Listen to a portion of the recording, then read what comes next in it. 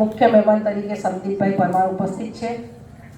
એમની સાથે સુનિલભાઈ તથા ગામના ભરતસિંહ, અજીતસિંહ, અર્જુનસિંહ તથા અમારા ભણેલા વિદ્યાર્થીઓ તો યુવાનો થઈ ગયા છે. મોટી સંખ્યામાં બહેનો પણ ઉપસ્થિત છે. વાલા વિદ્યાર્થીઓ સૌનું શાળા પરિવાર વતી હું હાર્દિક સ્વાગત કરું છું. સૌપ્રથમ તો આપણી શાળાની અંદર સંદીપભાઈ જ્યારે પહેલીવાર પધાર્યા છે ત્યારે શાળાનો પરિચય આપું તો ગયા વર્ષથી આપણી શાળાની અંદર બાલવાટિકા શરૂ કરવામાં આવ્યું છે. 5 વર્ષ પૂરા કરી એ બાળકોને પહેલા ધોરણમાં પ્રવેશ આપતા હતા. ગયા વર્ષથી સરકારશ્રીના આયોજન મુજબ એક બાળકો હવે બાલવાટિકામાં આવે છે અને ત્યાર પછી પહેલા ધોરણમાં પ્રવેશ લે છે. તો અત્યારે મોટી સંખ્યામાં વાલીઓ ઉપસ્થિત છે. તો મારે ખાસ કહેવું છે કે જે બાળકો બાલવાટિકામાં આ વખતે એડમિશન લીધું છે એમના બેંક એકાઉન્ટ તમે અત્યારથી જ ખોલાવી દેજો. કારણ કે શિષ્યવૃત્તિ જે બાળકોના એકાઉન્ટમાં જમા થાય છે એમાં દર વર્ષે ગવર્મેન્ટ કંઈક ને કંઈક ચેન્જીસ કર્યા કરે છે, ફેરફારો કરે છે. આ વર્ષે શિષ્યવૃત્તિની એન્ટ્રીમાં અમારે રેશન કાર્ડનો નંબર એડ કરવાનો છે. એટલે જે વિદ્યાર્થીઓના નામ રેશન કાર્ડમાં ના હોય તો એમના વાલીઓને ખાસ વિનંતી કે રેશન કાર્ડમાં વિદ્યાર્થીનું નામ એડ કરી દેજો. કારણ કે રેશન કાર્ડની અંદર જે નંબર હશે અમે ઓનલાઈન એન્ટ્રી કરીશું એટલે બધું લિસ્ટ આવી જશે મારી પાસે કે રેશન કાર્ડમાં કોના નામ છે. અને જે બાળકોના નામ રેશન કાર્ડમાં એડ નહીં હોય એમનું શિષ્યવૃત્તિમાં એન્ટ્રી નહીં થાય આ વખતે.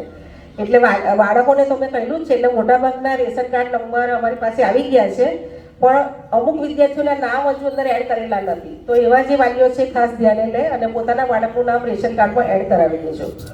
બીજું કે આપણી શાળાની અંદર ધોરણ 6, 7 અને 8માં સ્માર્ટ બોર્ડ લેપટોપ આવેલા છે. હું વારંવાર કહું છું જ્યારે આપણા પ્રસંગોથી ભેગા થઈ જશે ત્યારે.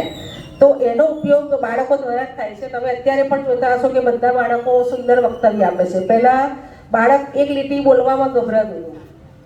ક્લાસમાં અમે પ્રશ્ન પૂછીએ તો પણ બોલવામાં ખચકાટ અનુભવતા. તેની જગ્યાએ શિક્ષકોની એટલી મહેનત, બાળકોની એટલી મહેનત, વાલીઓ પણ એટલા સરસ જાગૃત થયા છે. હવે ઘરે પણ થોડું ધ્યાન આપે છે. એ બધા પરિણામો હવે એક સાથે આપણે જોઈ શકીએ છીએ કે બાળકો સુંદર વક્તવ્ય રજૂ કરી શકે છે. અને તમે જોયું છે કે દરેક વિષય અલગ અલગ છે દરેક બાળકનો. છત્રપતિ શિવાજીથી રાણા પ્રતાપ સુધીની જે આપણી વિસરાઈ ગયેલી વાતો છે કદાચ એ પણ તમે આજે યાદ કરી લીધી હશે.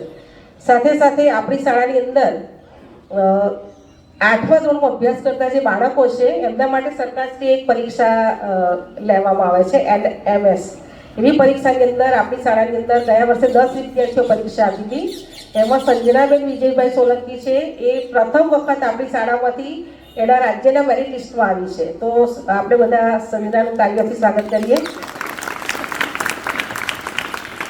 ત્યાર પછી બીજી એક પરીક્ષા છે જ્ઞાન શ્રદ્ધા પરીક્ષા. એ 2 વર્ષ પહેલાં સરકારે શરૂ કરી છે. એની અંદર પણ વિદ્યાર્થીઓ જો મેરિટમાં આવે તો એને 20,000 રૂપિયા શિષ્યવૃત્તિ ધોરણ 9, 10, 11 અને 12 4 વર્ષ સુધી મળે છે. સંજનાને એ બંને પરીક્ષામાં મેરિટમાં એનો નંબર આવ્યો છે. પણ પરિસ્થિતિ એવી થઈ કે એણે જે 9મા ધોરણમાં એડમિશન લીધું છે એ પ્રાઇવેટ સ્કૂલ છે, સંતરામ વિદ્યા મંદિર. એટલે LMS પરીક્ષામાંથી જે એને 9, 10, 11, 12માં શિષ્યવૃત્તિ મળવાની હતી એ નહીં મળે, પણ જ્ઞાન શ્રદ્ધામાં તો મળશે. તો સરકારશ્રીઓ દ્વારા આવી જે પરીક્ષાઓ લેવાય છે એની પણ અમે શાળા કક્ષાએ તો ખૂબ મહેનત કરાવીએ જ છીએ, પણ સાથે સાથે એવા જે બાળકો છે એ ઘરે પણ થોડી મહેનત કરે એના માટે હું વાલીઓને ખાસ વિનંતી કરું છું કે એ બહુ સરસ યોજનાઓ છે સરકારની. તો વિદ્યાર્થીઓ સારી રીતે અભ્યાસ કરીને મેરિટમાં નંબર આવશે તો એમને 9, 10, 11, 12 4 વર્ષ સુધી ગવર્મેન્ટ તરફથી સીધા જ એમના ખાતાની અંદર જ પૈસા પડે છે. દરેક બાળકના બેંક એકાઉન્ટ ખોલાયેલા હોય એની અંદર જ સીધા પૈસા આવે છે. એટલે સંજના આપણી શાળાની અંદરથી એવી વિદ્યાર્થી છે જે પ્રથમ કે દેવરાજપુરાનું નામ છેક રાજ્ય કક્ષા સુધી લઈ ગઈ છે.